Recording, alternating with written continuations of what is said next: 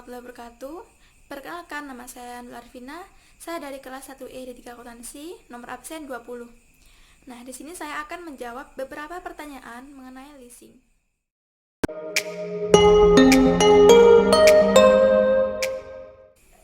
Pertanyaan pertama, apakah yang kamu ketahui tentang leasing?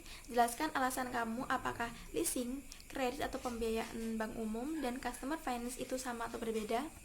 Leasing sendiri adalah perusahaan sewa guna usaha yang kegiatan utamanya menyediakan barang modal yang dibutuhkan oleh nasabah. Sedangkan untuk leasing, kredit atau pembiayaan bank umum, dan customer finance itu sama atau berbeda, ketiganya memiliki persamaan, yaitu sama-sama menyalurkan dana kepada masyarakat. Sedangkan perbedaannya, untuk leasing, pembiayaannya berupa barang-barang modal. Untuk kredit atau pembiayaan bank umum, pembiayaannya berupa barang-barang tidak bergerak, contohnya uang. Untuk customer finance itu pengadaannya berupa barang untuk kebutuhan konsumen. Jadi penyalurannya lebih kepada perseorangan.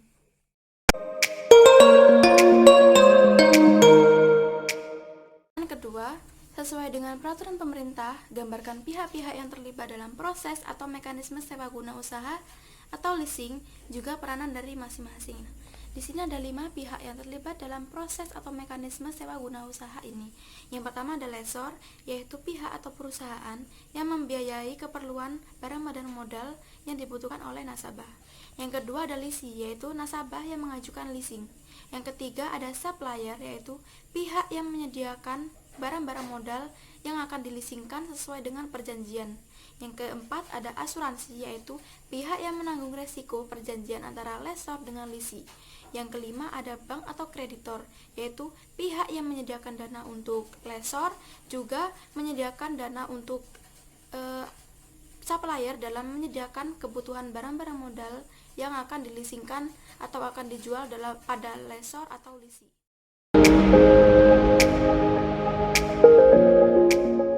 Yang ketiga, uraikan secara lengkap persyaratan dan prosedur permohonan sewa guna usaha atau leasing. Di sini ada 10 prosedur yang harus dilakukan. Yang pertama, pihak leasing mengajukan permohonan untuk mendapatkan fasilitas barang, baik secara tertulis maupun tidak tertulis. Yang kedua, pihak lessor akan meneliti maksud dan tujuan permohonan leasing. Yang ketiga, bila dokumen lengkap, maka pihak lessor akan memberikan informasi tentang persyaratan dalam perjanjian kontrak. Yang keempat, pihak lessor akan mengadakan analisa terhadap informasi dan data yang diberikan. Yang kelima, bila permohonan leasing diterima, pihak lessor akan mengadakan pertemuan dengan leasing menyangkut persyaratan yang harus dipenuhi. Hal ini meliputi tanda tangan perjanjian dan biaya yang harus dibayarkan. Yang keenam, pihak leasing membayar kewajibannya dan menandatangani perjanjian. Yang ketujuh, pihak lessor melakukan pemesanan kepada supplier sesuai dengan barang yang diinginkan leasing dan membayar sesuai dengan perjanjian. Yang kedelapan, pihak lessor menghubungi dan membayar premi asuransi yang sudah disetor leasing sebelumnya. Yang kesembilan, pihak supplier mengirim barang sesuai dengan surat pesanan dan bukti pembayaran yang dilakukan lessor. Yang kesepuluh, pihak lessor mengirimkan polis asuransi kepada leasing setelah diterbitkan oleh pihak lessor atas nama leasing.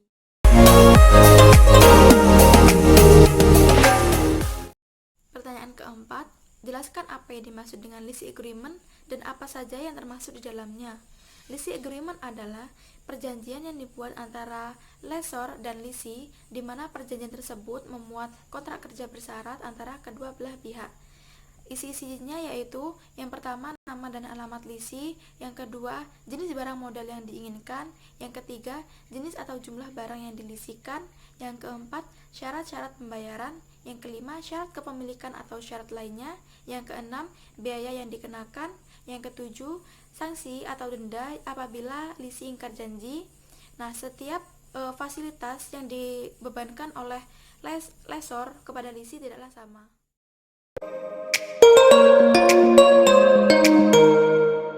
Pertanyaan kelima, jenis-jenis biaya yang dibebankan oleh perusahaan leasing atau lessor kepada leasing.